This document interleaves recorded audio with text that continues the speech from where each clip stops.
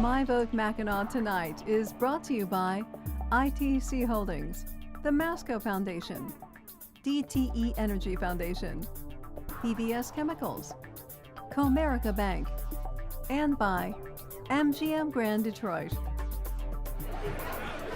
Good evening and welcome to MiVote Mackinac. I'm Christy McDonald. Tonight we're coming to you from the parlor of the Grand Hotel, the site of the Detroit Regional Chamber's 2013 Mackinac Policy Conference. Hundreds of business leaders and politicians are all here to focus on moving Michigan forward. It's always an interesting mix of the state's power brokers, and this year the big conversations will center around education, immigration, some politics, and Detroit's future. It's been called the party on the porch, perhaps because the Grand Hotel on Mackinac Island is in the record books with one of the longest porches in the world. But this place has also become synonymous with conversation, discussion, and making things happen for the state of Michigan. The Detroit Regional Chamber's annual Mackinac Policy Conference will focus on cultural change, education, and a 21st century global market.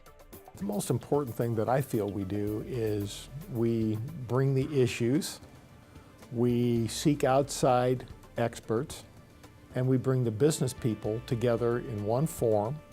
And that forum, and then hopefully, is to sit down, have what I call a debate, hear it play out, and then to try to come from there with, in our case, I'm looking for some to-do items because my business sense tells me I don't need to sit here and talk about this. I want to, what can I do? What can we do tangibly to make a difference? And what a difference a year makes. The city of Detroit now has an emergency manager. U.S. Senator Carl Levin has decided he will not run for re-election, and the state's unemployment rate has improved a bit. Education, a personal passion for conference chairman Joseph Welch, will be front and center with founder and CEO of Students First and former chancellor of the District of Columbia Public Schools, Michelle Rhee. I run a company where we bring in a lot of both technical and college graduate people, and the thing that I have found out is that, it's hard to get them. Former Governor of Florida Jeb Bush will present the conference keynote address. Former U.S. Secretary of Commerce and former CEO of the Kellogg Company, Carlos Gutierrez, will discuss immigration reform. And MSNBC's Morning Joe team of Joe Scarborough and Mika Brzezinski will bring their unique national perspective to the island. There's a lot of business that gets done, business to business contact that gets done, government leader to government leader contact that gets done. All of that truly does happen up there.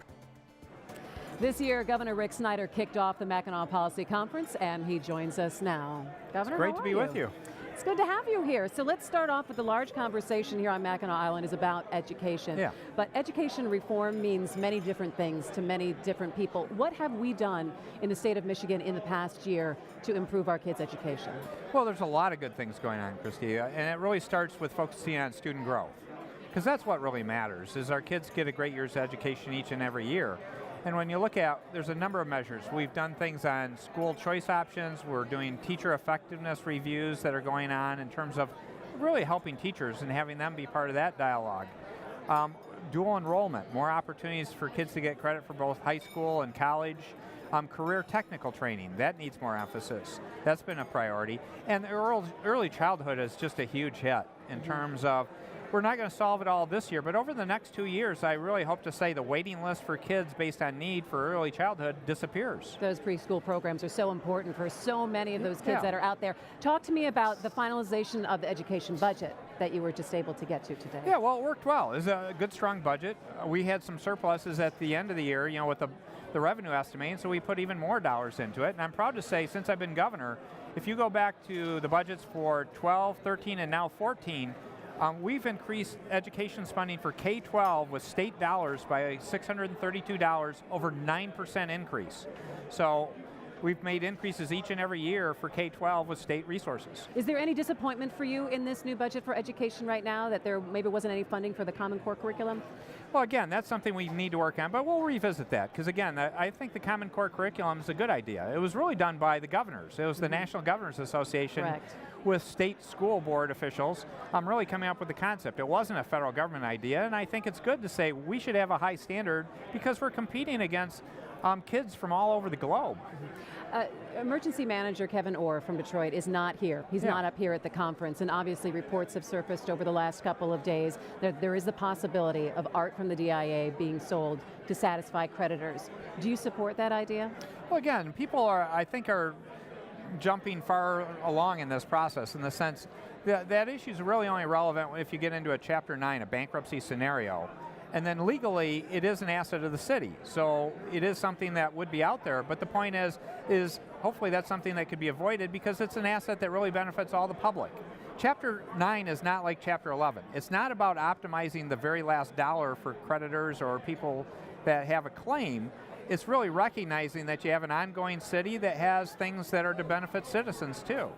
Do you think it's also one of those things that people who believe that they maybe are not affected by the financial situation in Detroit, that they don't live there, that it is an eye-opener that this is affecting everyone and the health of Detroit affects this entire state? Well, Detroit is important for the entire state. I've been clear about that ever since I started running for governor because I've tried to make the point that for Michigan to be a great state, we need Detroit to be on the path to being a great city again. And there's so many good things. That's where people forget. The nonprofit sector, the private sector are doing so many good things. Let's resolve the city government issue. And we've got good people in city government to turn this around because then there's just growth opportunities in Detroit. The long-term key to Detroit's comeback is to grow the city and have us all win together. It's interesting that you talked about running for governor. Democrat candidate Mark Schauer has declared that he's running for your job. Are you prepared to say that you are running again? I've not announced I'm running. I mean, it's an honor being governor. There are a lot more things I want to do, but I'm not formally announcing at this point. So tell me, what conversation do you want to have this week at the Mackinac Policy Conference that when you go home you'll say, my job here is done? Well, there are three pillars to the conference because it was great. We did that together in a dialogue with the chamber.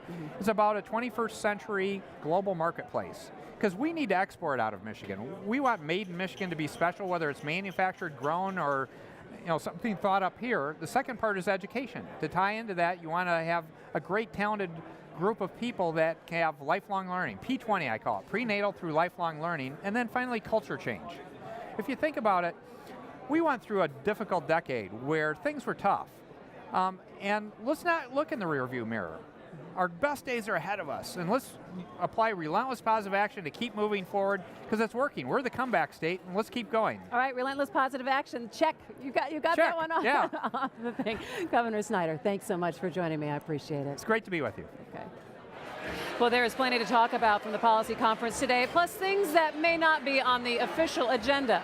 Joining me tonight at our roundtable are the editorial page editors of the Detroit News and the Detroit Free Press, Nolan Finley and Stephen Henderson, and host of the Craig Foley Show on WDET, Craig Foley. Gentlemen, it's good to see you up here on Mackinac Island. Always good to be here. All right, so let's start off. I want to ask each of you to give me your impressions of what are the biggest issues that are going to be talked about here this week on Mackinac.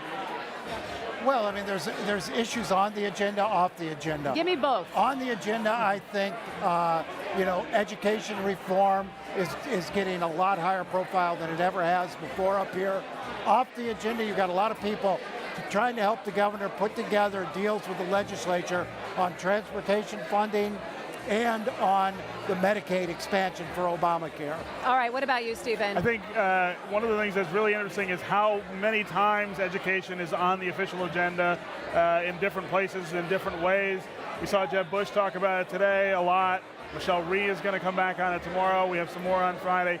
But off the record, I think, off the agenda, we've got a lot of legislative unfinished business from the governor's standpoint. Things that he wants in the budget that are still out, that the House has voted out, and he's going to have to try to work to get those back in. Craig, what are the biggest things that you're seeing up here? Well, obviously, on the official agenda, it is education, but it's a very carefully crafted education message that they're trying to push forward today. A lot of emphasis on charter schools, schools of choice. This is something that's there, but the interesting thing about that is that there's going to be a lot of pushback to do a little bit deeper dive on what it's really going to take to improve education here. On the unofficial agenda, I've been hearing a lot about people talking about Medicaid funding and finding a way to get the governor, to get the legislature in line to take advantage of what frankly is a gigantic gift from the federal government. And we'll see if he's going to be able to get the legislature to go in line on that. But first, let's talk about one of the keynote speakers today, former Florida Governor Jeb Bush. He talked about immigration reform. Let's go ahead and take a quick listen.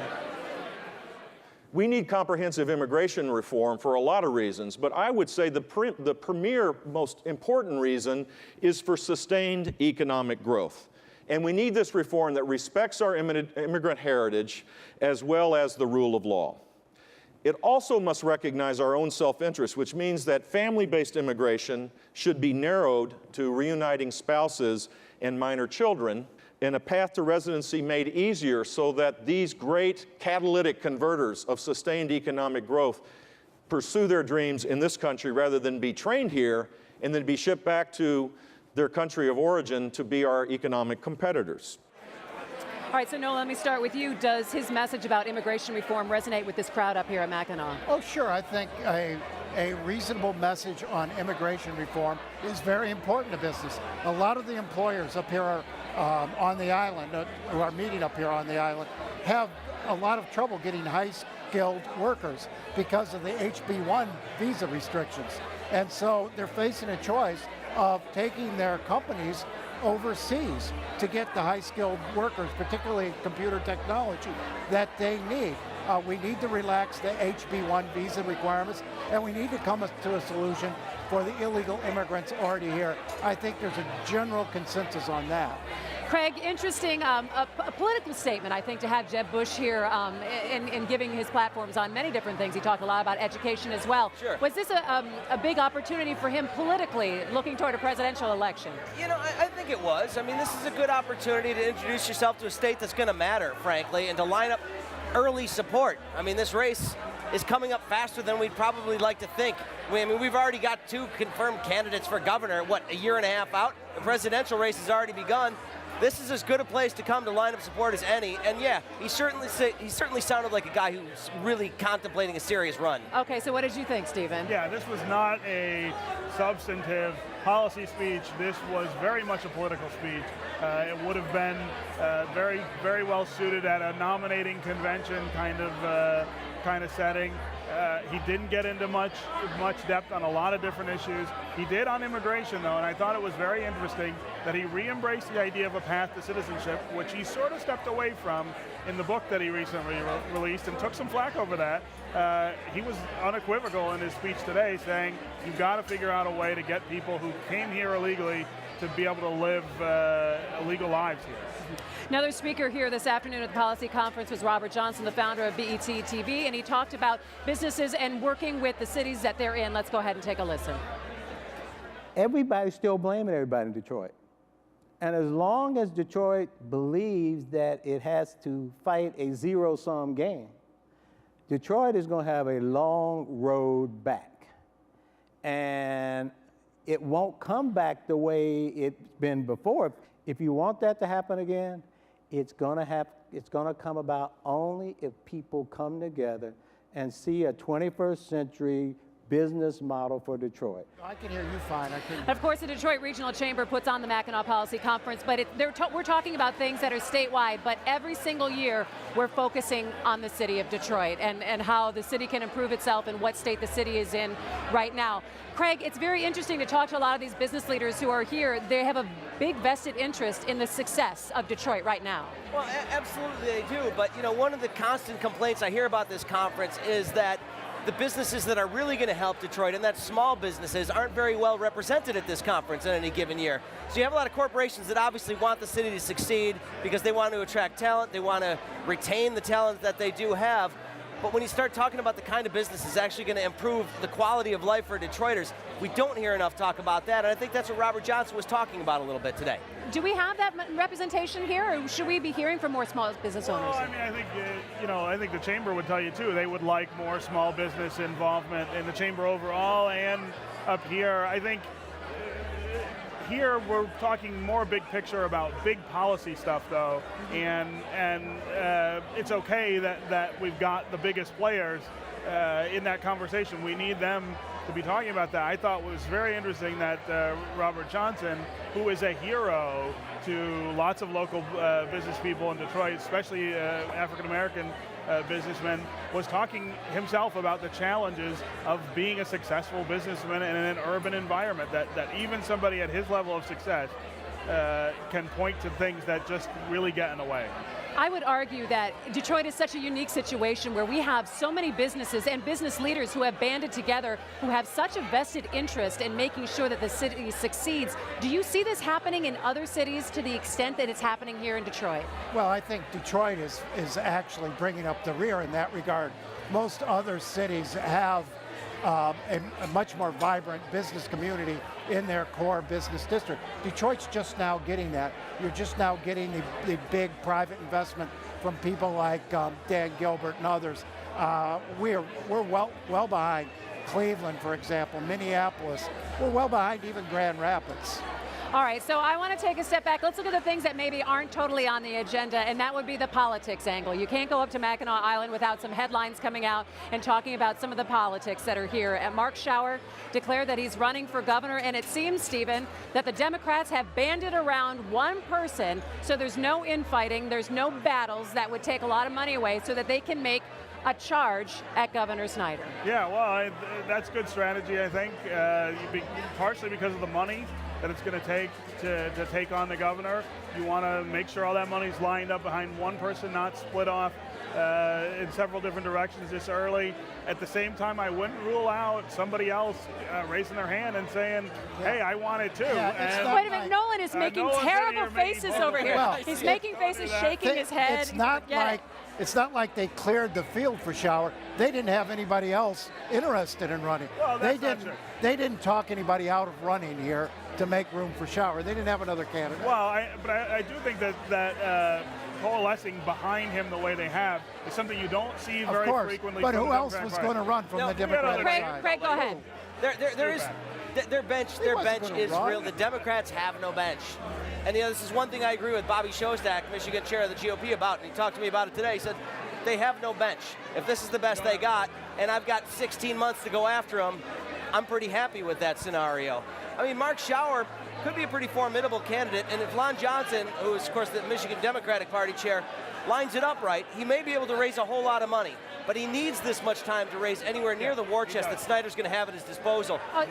So can we put a price tag on that war chest? How much do you think it's going to take to run? I don't know. I asked him that earlier today. 20 million. He 20 million? I think I think Nolan might be right. I think it's a little higher than 20 It could million. be. It could be. They're talking about the Senate race in the area of $15–20 million each. I wouldn't be surprised if the governor was 20 million or higher each.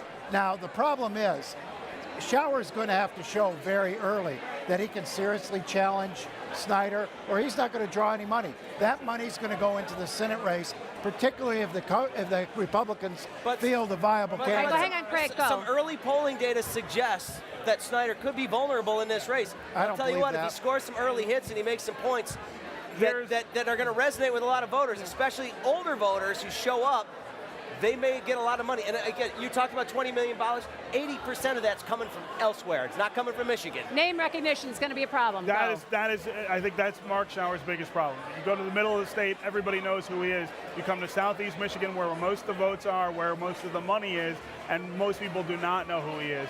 He's got a gargantuan task in just introducing himself to people around the state. The advantage he has is that when you listen to Mark talk about this race, he sounds like a lot of the people who voted for Rick Snyder 4 years ago, who thought they were getting something very different than what they think they've got now, who are frustrated with the direction that he's taken since he's been in office. And they weren't that gonna will vote for appeal. That will appeal to a lot of people. The state is recovering. It would be extremely unusual for a state in a strong economic recovery, which Michigan is compared to where it's been. It's stronger than most other places. For a state in economic recovery to turn out an incumbent governor, he's got a long uphill battle. He's never run anything. He's a 1 or 2 term congressman. I mean, he's a 1-term congressman. He's got no resume. I think it's interesting you talk about the Senate race and where the money could go there. What are we hearing? Any movement from GOP-wise? Nobody was willing to tell me anything about who might get in that race. Everybody's waiting for Mike Rogers to make up his mind. I mean, wouldn't Mike Rogers have made up his mind? I mean, again. Is Mike Rogers waiting on a possible appointment to the FBI? Mike Rogers has got key cyber intelligence legislation. He wants to move in June. He's not going to do anything until that legislation's in place or moving through Congress. Mike Rogers said about 6 weeks ago that he needed to decide in about 3 or 4 weeks whether he was running. We're past that deadline. I don't know that that is definitive, but it is past the point where he said he thought he had to make a decision. I wouldn't look for a decision out of Mike Rogers until Labor Day. Terry Lynn Land is going to form a committee on Monday and start running. She's not waiting for Mike. Whether she'll get out when he enters, I don't know. All right, well, let's talk a little bit about the Detroit mayoral race.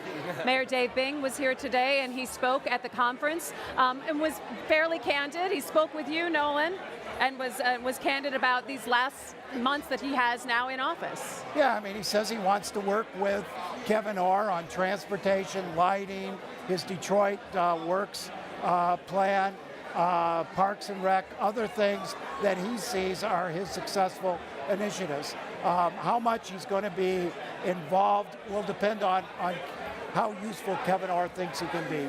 But very interesting now, you have the two top candidates, I would say, Benny Napoleon and Mike Duggan, who are here that I've seen multiple times crossing through the parlor here and talking to people. This is a big opportunity for them. Well, and again, coming here is a great way to line up supporters, people that can help you finance your campaign, can get the machine working so that you can get the support that you're going to need. Go back to their organizations and say, oh, by the way, such and such is the guy that you want to support.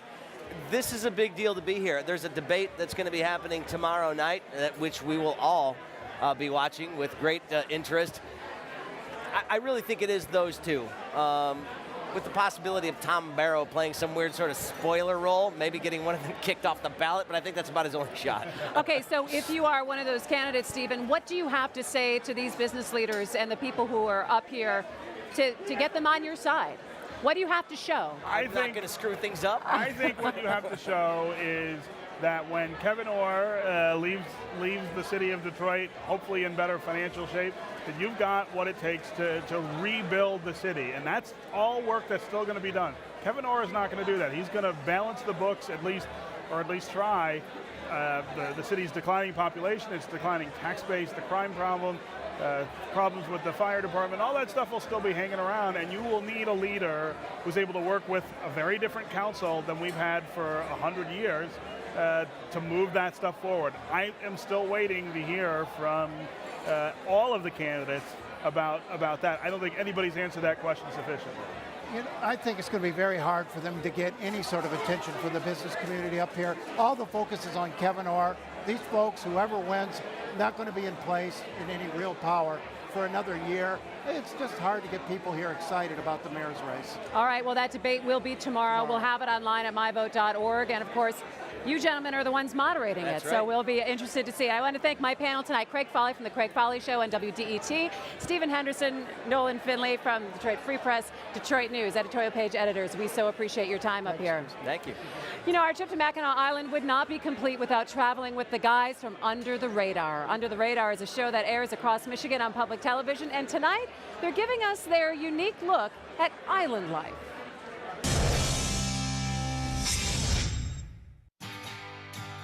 Now, you know me, I like to horse around, and there's no better place for horseplay or work than Mackinac Island. The horses here literally make this island run, and other than the bicycles, they're the only way to get around the island during the tourist season. Dr. Bill Chambers owns and operates Mackinac Island Carriage Tours, and his family's been handling horses on Mackinac Island a lot longer than they've been selling fudge here. I heard a rumor, and you can tell me if it's true, that you have the largest working herd of horses in the world. I think we do. I mean, I don't know of any different. How many horses in the herd? Well, the most we ever had was 404 head.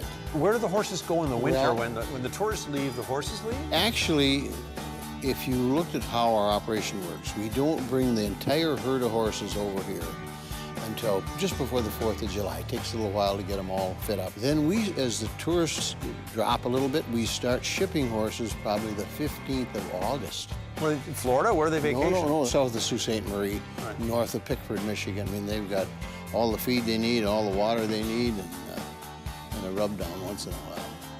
Boy, I want a vacation with them. Oh.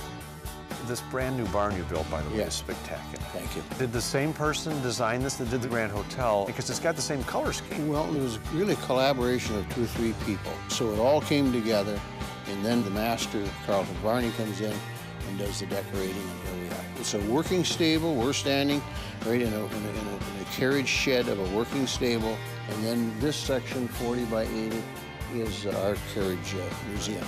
So it is a museum, but it is a working stable. How many generations in your family? Well, I'd be the 5th, my son the 6th, grandchildren the 7th. Generations that have all been handling the horses here on the island. Yes, yes, exactly. That's amazing. That is amazing. When most businesses last about, what, 10 years? Not even that if I'm involved. When all of us fudgies go away, when we all go back home, what's the best thing about the winter for you? Quiet. We love the tours, there's no doubt about it. I can't wait to start up again. But Mackinac needs to take a little bit of a break. It needs to wind down. And part of the mystique of Mackinac would be that it's more difficult to get here than you'd like it to be. And that's good. That's a good thing. So if you're a fan of peace and quiet and you want to get to know the real people of Mackinac Island, make a trip here in the winter. Sure, it's cold, and it's, well, cold, but the warm welcome that you get will totally make it worthwhile.